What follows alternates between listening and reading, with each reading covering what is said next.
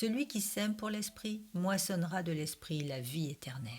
Galates chapitre 6 verset 8. L'enseignement que la plénitude de l'esprit est accordée aux chrétiens pour leur conférer de la puissance en vue du service est vrai, mais ce n'est pas toute la vérité. La puissance en vue du service n'est qu'un effet de l'expérience, et même, je n'hésite pas à affirmer que c'est le moindre de tous les effets.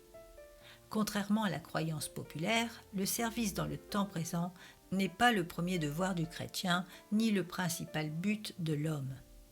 L'œuvre prioritaire du Saint-Esprit est de rétablir l'âme perdue dans la communion intime avec Dieu par le bain de la régénération.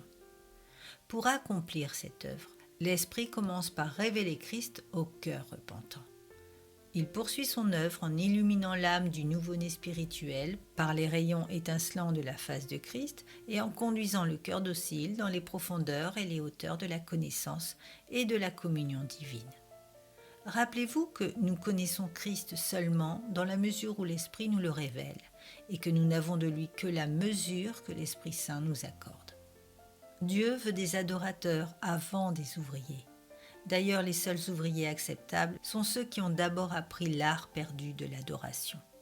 On ne peut concevoir qu'un Dieu saint et souverain puisse manquer d'ouvriers au point de prendre à son service quiconque est en mesure de le servir, sans même s'interroger sur ses qualifications morales. En cas de besoin, les pierres mêmes le loueraient et des milliers de légions d'anges se précipiteraient pour faire sa volonté.